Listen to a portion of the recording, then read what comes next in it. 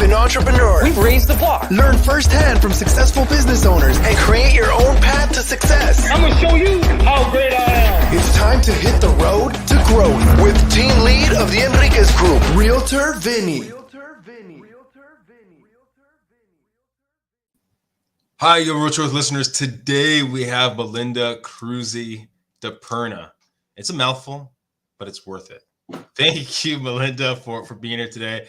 Also based in the San Diego area, and I have a history with her. Again, when I have a history, as people know here, I try not to give the softballs. I still try to drive deep, and I'm going to try to do that today. Thanks, Melinda, for being here today. Well, thanks for having me. I'm excited. So, I always love to start the podcast by, what's your elevator pitch? If someone asks you, Melinda, what do you do? How do you describe yourself? Well, I'd say I sell residential real estate, and my business is all or mostly referral and past client based. And I'd love to become your realtor for life. I don't know that I have an elevator pitch. You'll see the theme across this is I'm so relationship based that I'm not a pitcher. No, it makes sense. It's sometimes it can be tough to kind of get what you're trying to come across in a short window of time. And so I always love kind of hearing how people do it. And sometimes it's putting people on the spot. Some people have it set up, and it varies to person to person. Have you, before you got into real estate, or let's rewind even to a younger Melinda. Who was a younger Melinda? Did she always have a game plan toward getting to real estate? Never. Okay. Never. There was no real estate game plan. My getting into real estate was owning it. Okay. At a young age, like in your teens, was that the kind of idea, or how far back thinking about getting in? I guess owning real estate. So my early 20s. I am the child. So this is a really fun time as interest rates start to go up, and that's all we talk about in the business right now. Everybody wants to know. I came of age in the Jimmy Carter, early Ronald Reagan years. In fact, I interviewed Rosalynn Carter when I was 15 years old, when he was running the second time. But when I graduated high school, or when I was probably a junior, I sat down at the kitchen table with my dad, and I learned what the net present value of money was, because inflation was somewhere around 17%, maybe 20%. And I learned then that if I wanted to go to the 5-year school in Boston, I was going to have to live at home, because the net present value of money was escalating so rapidly, we couldn't afford that 5th year in college. So what happened, I graduated college, and I didn't live at home. That was more important to me than school, where my priorities were. And I lived in the Boston area and wanted a downtown loft. That was my dream. I was that yuppie girl who wanted to carry the briefcase, wear the heels, do the city life, the big power corporate thing. And I wanted that converted loft. Well, a year and a half out on my own, I realized that wasn't going to happen real fast. Kind of sounds a little bit like today, right? With rents and the cost of everything, it seemed impossible. I moved back to my parents' place to save money for that loft. That lasted probably 6 or 7 months, and I met my now ex-husband, who already owned real estate, and I ended up in a house in the suburbs. And that was my first real estate. So I kind of got into it sideways.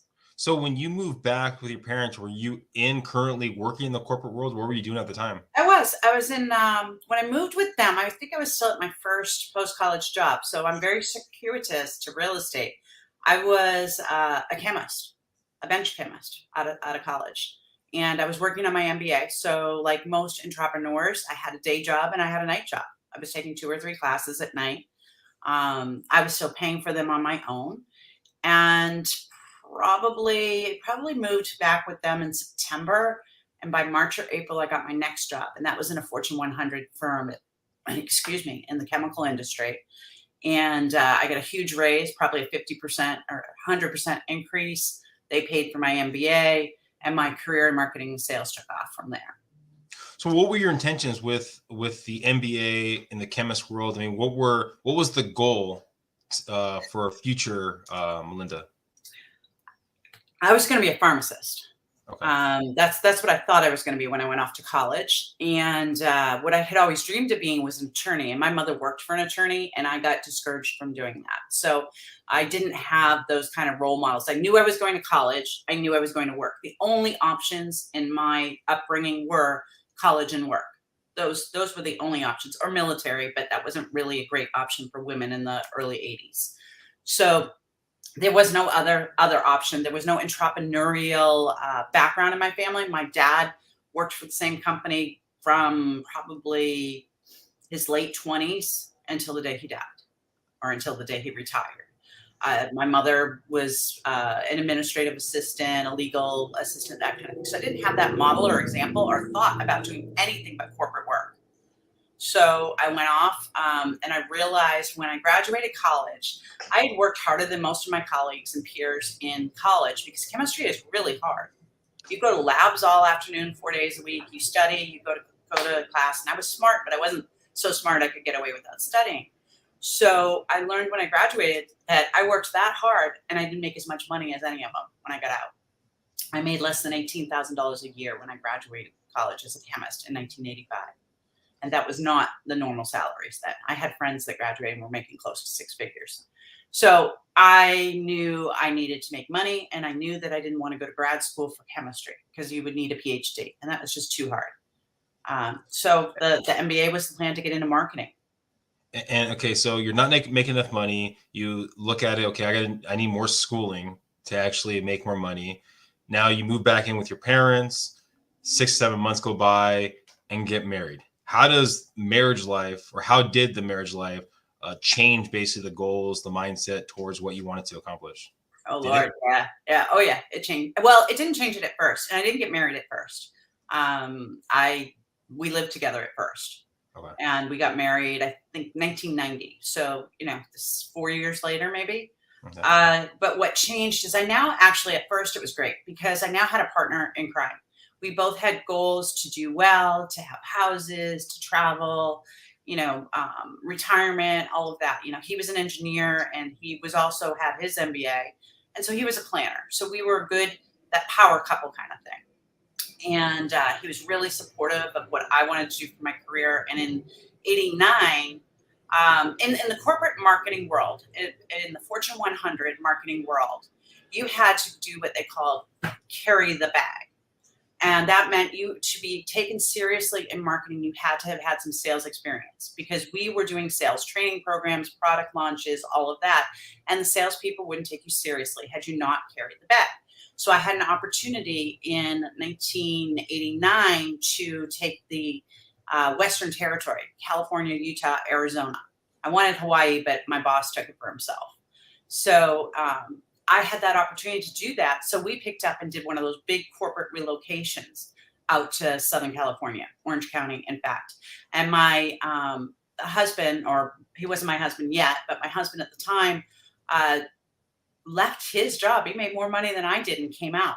His mom was so ashamed. She called him a gigolo and told him to get a job, because for 6 months he took tennis lessons and went boogie boarding at Newport Beach. And my company paid everything. They paid every dime of our living expenses at the time. And I was off working. She was appalled. Now, how did that play into it? I mean, and I know you can't read his mind, but he's basically the moneymaker. You guys are taking a new adventure. He's giving up his job. I mean, was there any sort of fear in either of your minds, or was it like, this is a new adventure, we're going to see how this goes? I think it's really important. So we were both born and raised in New England. He's a child of immigrants. I'm a child of Midwesterners with really strong core values. So neither of us ever feared. It's not that we never feared failure, but we always knew what the saying was: we'll flip burgers at McDonald's if we have to. So we were both confident that we could do whatever it took, that we wouldn't fail and end up, back in our parents' basements or something like that. So we knew that we had the work ethic. So we had that faith to take the jump. Were there times I'm sure he was afraid and ashamed? Yeah, especially on the phone with his mother. I do remember there was a job with a company called Train Track or something like that, that he almost took. And it was way out of his field and way under him, because it was a time that the economy was shifting and things were interesting, and he still wasn't making money. It took him 6 months to get a good job. Now you're getting acclimated to Southern California. I mean, at this time, I know you said your ex-husband, he owns some properties. Were you now investing in some properties too, or where were you in the process of that? So part of a corporate reload, I was always a good negotiator. So even though we weren't married, they couldn't buy out his house the way corporate reload programs work. They couldn't buy out the house that he had in Massachusetts. We were chasing a real estate market down. We priced it too high, and it sat and sat and sat. But they would help us on the real estate end in Southern California. So we eventually chased that market down enough that we got that house sold. And he didn't have a lot of equity in it, but another story. He didn't have a lot, but he had enough for us to make whatever. I think at the time we did have to do a 20% down payment. And it was a booming time in Orange County. We got on our list for new construction, much like it was in 2020, that they were doing lotteries. They were doing campouts for new construction. They would release 50 or 100 homes at one time. And so we got in that lottery for new construction. We got into escrow on that. By the time we closed, the real estate market had started to collapse. So we closed probably early 1990, I think. But we weren't paying enough attention. We were so excited. We were about to get married. We got married in 1990. And we were in this new home on the top of a hill in new construction, beautiful, doing everything we wanted with a view down to the coast on clear days. So we were just excited about that. And that was our first next thing that we did for real estate. And that was my first introduction into buying real estate. And then what happens next? So you're getting more acclimated. You have this new property, married. Sounds like everything's going on the right track. So what happens next? I hate my job. Okay. It's my first sales job. And I am, I don't want to use the word victim, but I'm in an environment of sexual harassment, a glass ceiling, and a very hostile work environment. I am the first female sales rep west of the Mississippi in this industry. And we bought another division that I'm now also selling asphalt additives, window stabilizers. I've always was in the pulp and paper industry. I'm in the electronics waste cleanup industry. My clients, include Hewlett Packard and people like that. My past clients had been Shell and Exxon. So it's a very male dominated industry. Very, very interesting times and not the avenues that we had. You just had to suck it up and take it, put a smile on your face and just still try to get the sale. Very much about, how much you took them to golf and how much you took them fishing. And I had come from a tech background, and I was in marketing, where when the salespeople brought me in, I was treated with amazing respect. It didn't matter that I was a woman because I was the intellectual expert training the clients. Well, now all of a sudden I'm the salesperson and I don't have that level of respect. So it was awful. It was awful. I carried the bag for my 2 years and I quit. And I quit about a month after I miscarried our first child, which was tragic. I was with my boss 2 hours north in LA and hadn't even told him yet. And I needed to tell him to stop. I'm, good news, bad news kind of thing. You might have to take me to the hospital. No cell phones then, you guys. So we had to stop at a payphone.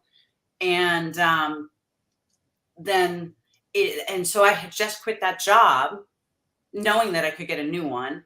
But I left, and then his company got bought, and they shut down the Irvine headquarters. And they said, there's 3 people we're moving to Chicago. You're one of them.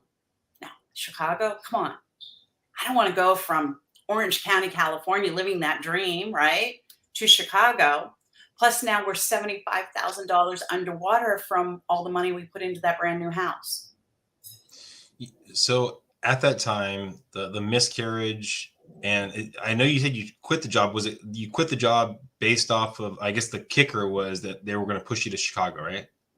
No, he was getting pushed to Chicago. So now it's his reload, and I don't have a new job yet. Okay. So you don't have a new job.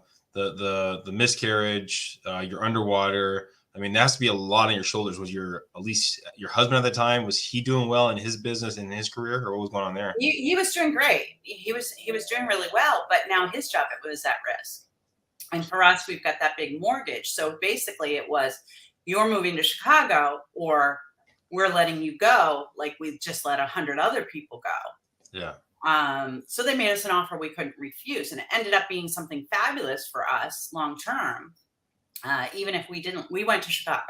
Okay. And so picking up again, moving to Chicago. Now, what happens there?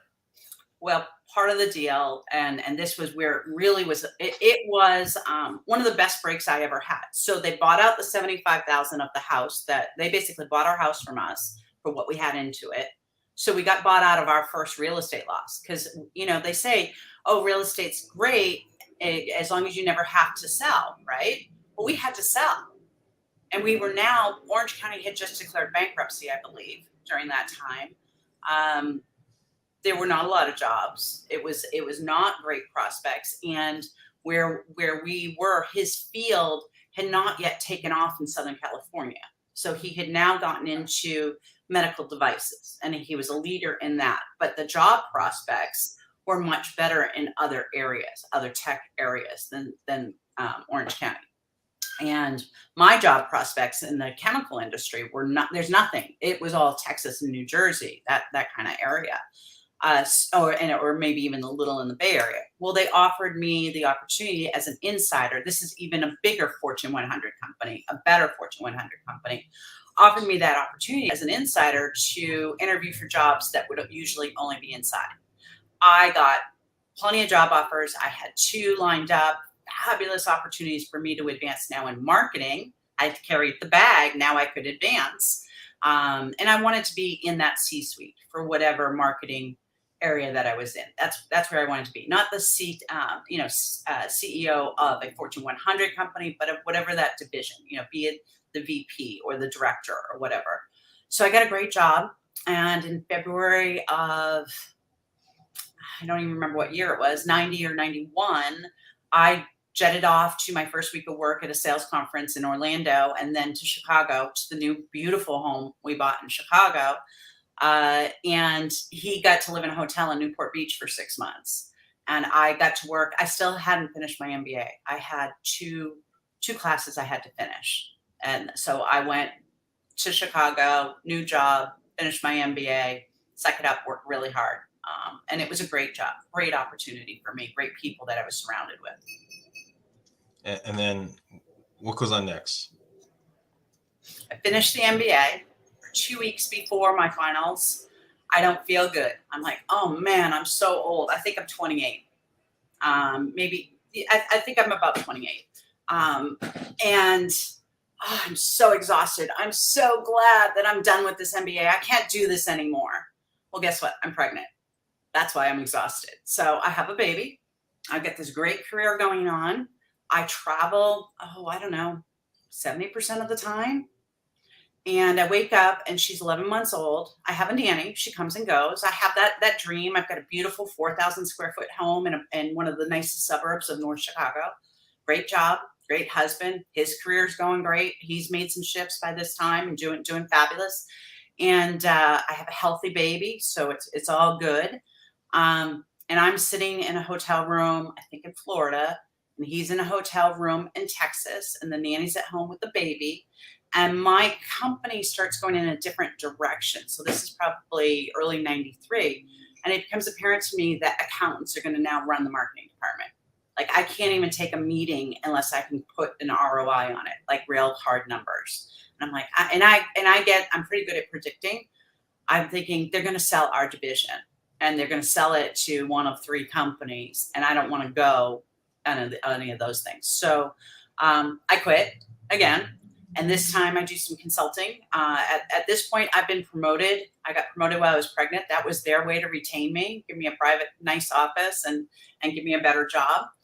And I leave again, but I get to consult for them for probably 6 months. So I still get to keep my feet in the door. Then I have another baby and I'm a stay-at-home mom. And I'm not consulting. I'm not working. How does that make you feel? It's interesting. I loved being a mom. I didn't like being a housewife. And my marital dynamics began to shift within a couple of years of a housewife son of immigrants. I used to be this power woman, and now I'm a housewife. And being a mom is great, but I take that type A personality. You've seen them. I know you don't have kids yet, Benny, but you've seen them. You guys have all heard about the helicopter moms, or those moms that paved the way for their kids, the head of the PTA, the parent volunteer. I lean in just like that. My kids, every book I've ever read, they've got every opportunity, the right mobile over the crib, the right music in utero, all of that. So I just took it and applied it to parenting and just became that. Now, the frustration, man, where did that take you? I mean, where did that take you next? I mean, where did that push you? You asked me before we started if anything was off limits. I didn't see you getting here. I didn't see how you'd possibly get here. What happened next? I'm obese at this point, morbidly obese, and I am depressed. And I am now suffering from clinical depression with no outlet, no family, not many friends. Okay. They say Chicago's great. It's great if you're from there. I never in almost 6 years was invited to anybody's home for dinner, except other people from away, New Yorkers, Bostonians, people from my work, people from his work, but no one local. They were all really nice out in the yard, but no one. I've never been invited for dinner. So 5.5 years in Chicago, kids 2 and 4, horribly depressed. It was tough.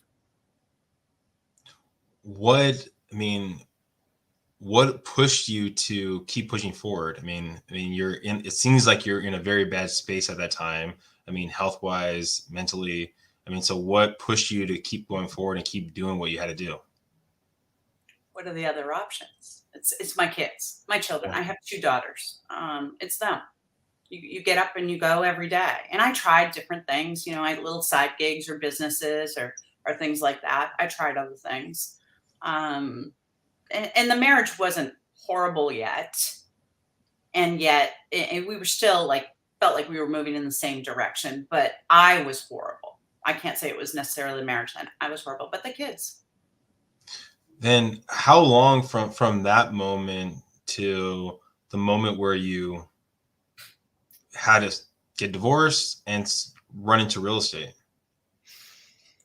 I got into real estate before I got divorced, which is part of the story. It was, so when we moved ourselves back to Southern California when they were 2 and 4. I don't know what year that is, 97 maybe. And we got up and went, and he did a remote working like they've been doing recently without telling anyone. He was now in a position that he was gone a lot. So he said, what difference does it make if I'm in Chicago or I'm back in Southern California? We were making a decision then. Do we get away from everyone and go open a bed and breakfast in the country in New England? Or do we go back to Southern California where there's sunshine and we were happier? We were happy here. So we came back here and we moved ourselves. And it was like we moved in the middle of the night. And 6 months later, he told his boss, oh, by the way, I'm in Southern California now. It was like, because it didn't matter. He was gone anyway.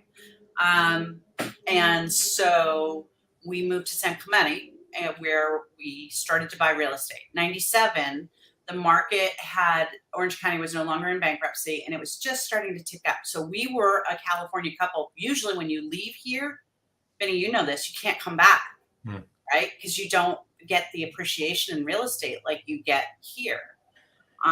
We were fortunate we were able to get in, and the tax laws had just changed. So capital gains used to force you to buy a bigger house, a more expensive house. So we were able to shift our money then. It was a really big decision. We moved to a less expensive home with no view or acreage, but it was in a family neighborhood where my kids could walk to school until they were out of middle school. And there were other kids running around. I'm a stay-at-home mom now. So I want other kids, other stay-at-home moms. I don't want the really ultra-wealthy neighborhood where the garage door comes down when people come home from work and they're never outside. So we moved to that classic Southern California track home for the kids and for that part of the lifestyle. And we probably decreased our house price that we were living in by about $200,000. And we now had extra cash to start investing. And we bought our first rental property a couple miles away from our where we lived. buying a property as a individual that's going to buy the property compared to buying a property that you're going to buy it as an investment, what were things that you picked up and learned? It's always location, no matter where you are. So we weren't buying it as pure investors. And that's something that is a theme in every property we bought after that. We bought in a place where we would also want to retire. So our plan started to be something that we would eventually, to retire, we would eventually liquidate the real estate, go live in it for 2 years, liquidate it, and not have to pay capital gains, because that was a big issue for us, was taxes from his corporate income. We had to always be thinking about taxes. So that was the plan, is that we would just start cycling through houses. We'd leave the San Clemente house when the kids were out of school. We'd go live in this Capistrano Beach house. That might become our winter home, or we might just get out of that. But we started acquiring real estate at that point. Now you're acquiring real estate. Is your health getting better? Is your mindset getting better? I mean, with a relationship getting better? My mindset's probably getting a little better because now I have something to do. We have self-managed everything. So now I'm placing the tenants, collecting the rent, handling the property management. It's only one property at that point. And so I'm still basically focused on raising the kids at that point. In 2005, we started acquiring more. No, that's not true. In 99, we bought another one in Maine. We bought a property on the water. We were sailors. We were very much into the water, boaters, that kind of thing. And we're from New England. So we bought something on 5.5 acres in Maine. So that was my first short-term vacation rental from 3,000 miles away that I also self-managed. And again, we bought that based on something we wanted to live in, and we used the numbers, unlike what most people are doing with Airbnbs now. Those numbers were just to help support the mortgage. They weren't to make a profit. So 2005, you buy some more properties. So you mean, even though you're dealing with this, stress, again, the health, the mental, all that kind of stuff, it sounds like, you two were together for a very long time and kind of pushing through.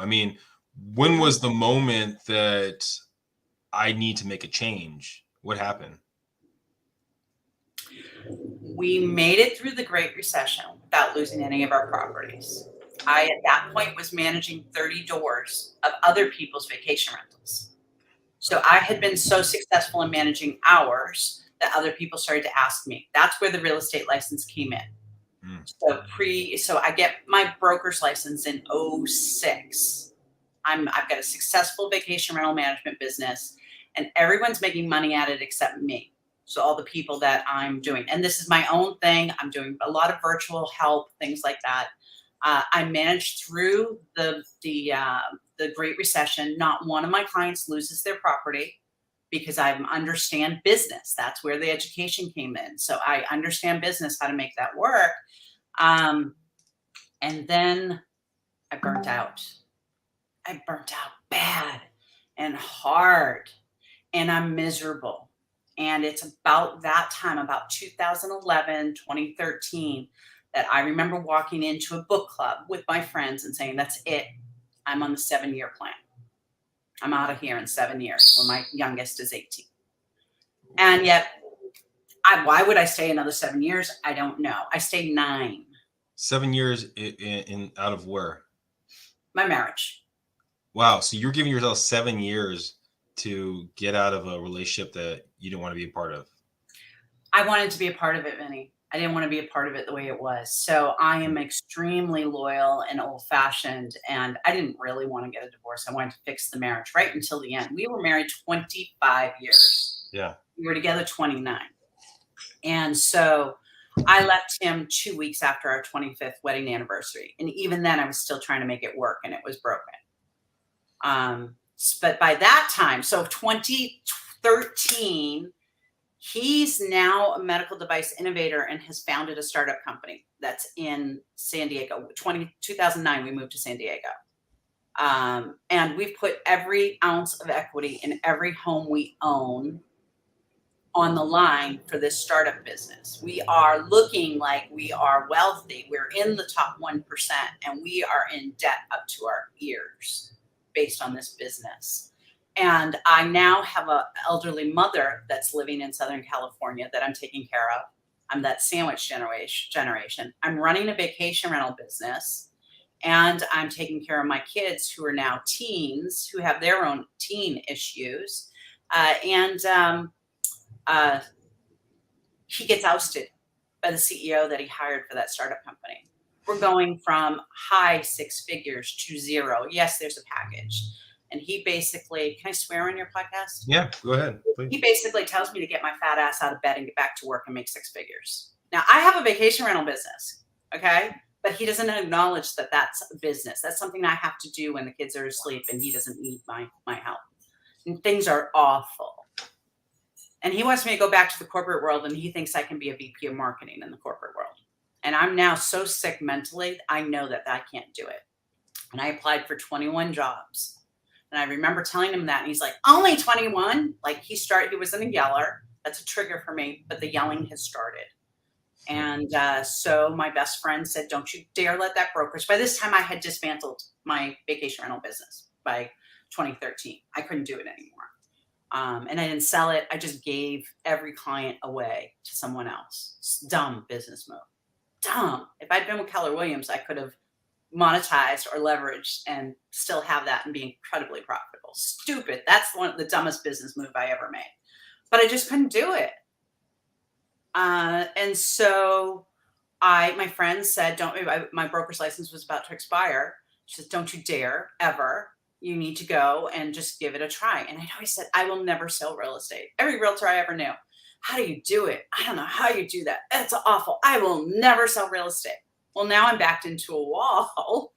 And I interviewed at the KW in San Clemente because that's what I knew, even though I lived in San Diego. And that became obvious it wasn't right. I had a good friend that worked for KW in Carmel Valley. And I walked into that office, and there's a man, Jeremiah Taylor, that I met with.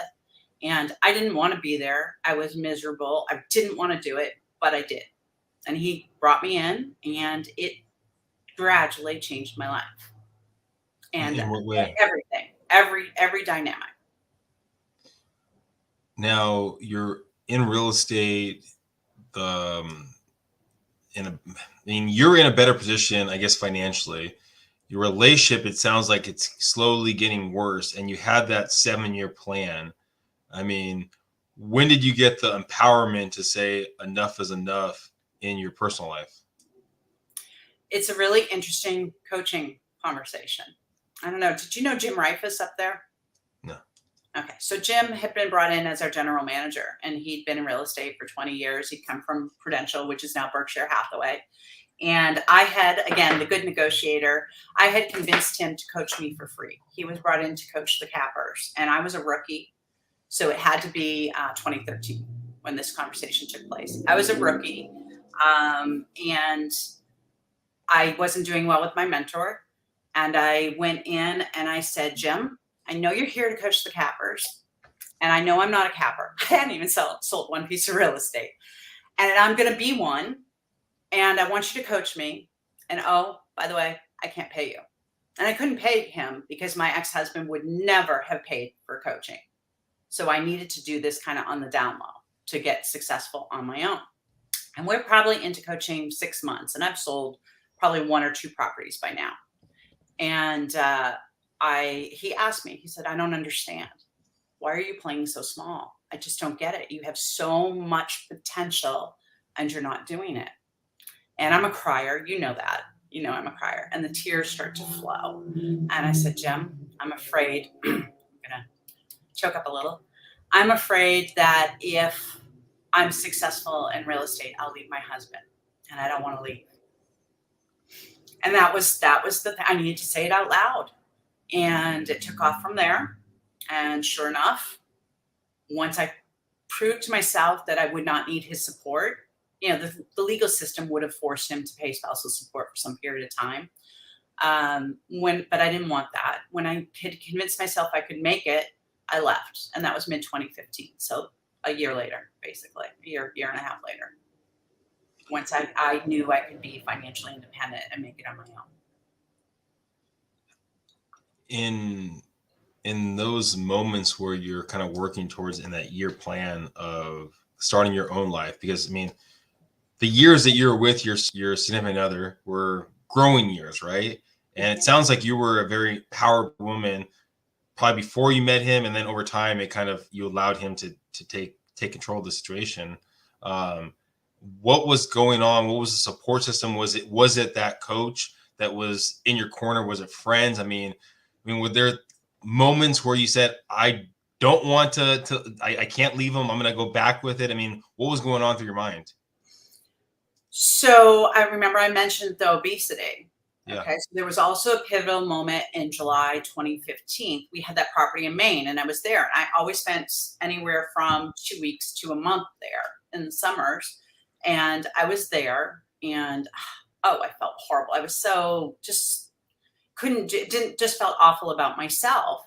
And we had a guy that was like our health mentor who was also an agent in KW at that office. That was part of the structure. So it's accountability at this point. So I'm still with that coach, and that coach is really, I mean, the personal part is a big part of it, but my physical health was a big part of it. It became apparent to me that my one thing needed to be getting my physical health in order so that I could then do better at my business, because energy was a big issue. And you know what, in sales, it's especially in Southern California, being that heavy is a negative.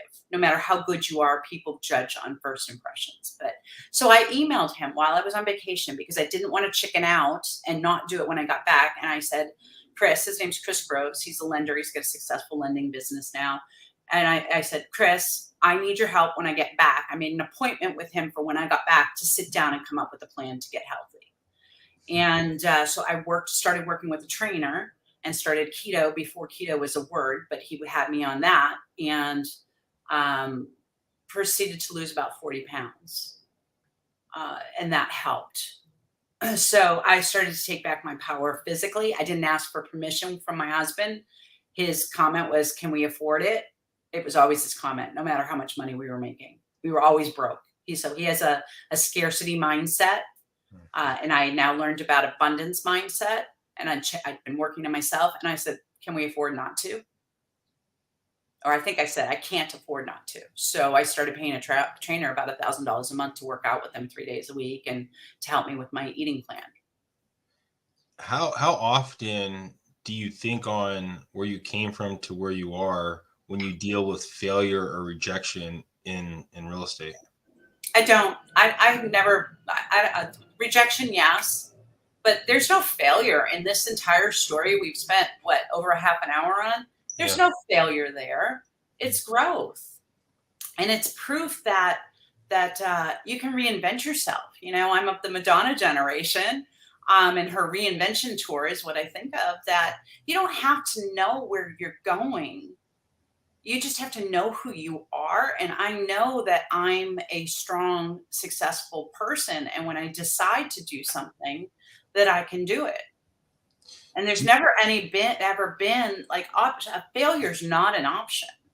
Do you think your younger self, that 20-year-old woman, would have saw where you in that low moment was as a failure moment? Or do you think basically you always looked at there's never failure? Oh, I saw it as a failure moment. And my own children saw it as a failure moment. One of my children, she'd be sad to hear me say this on this. I can remember her saying, "You're pathetic. I don't want to be like you." Wow. Now, my whys, I've raised two amazing young women. My whys have to do with inspiring others and never being pathetic. Now, they don't view me as pathetic now, and they view me as a comeback kid. And people like you, or people that knew me in the beginning of the real estate career and now know me now, they talk about, oh, such a transformation. Oh, look at how much you've changed. And yet there's a man that I worked with in Chicago. He was my boss and my mentor then. And he has MS, and he's still in Chicago. He got hit down really hard. He sent me a note, maybe, I don't know, 2019, and said, "It's so good to see you're back." he knew who I was. He never saw it as a failure. He knew who I always was. And he just was like, oh, she's back. That's the gal I hired at 20, whatever, 30 years old.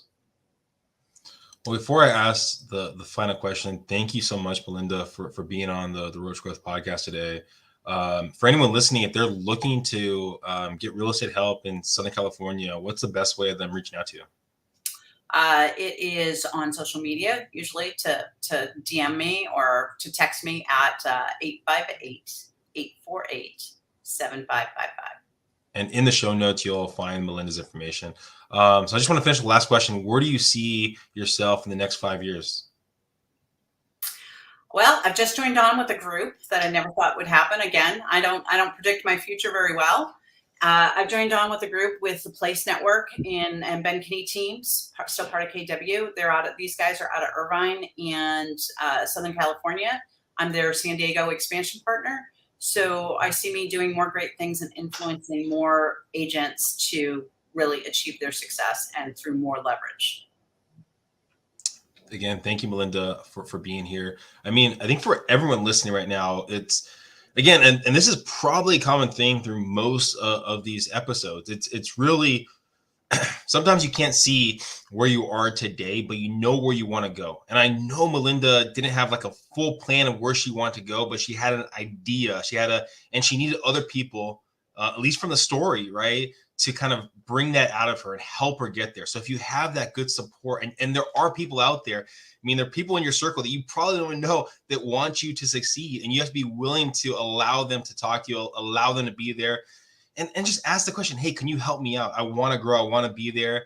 And you'll be surprised how many people want to be in your corner. So just be open to change, be open to new opportunities, because if you are, magical things will happen. Thank you, Melinda, for being here. Hopefully everyone listening got some great nuggets. Please subscribe, please share, and go in the show notes and find Melinda. Bye, everyone.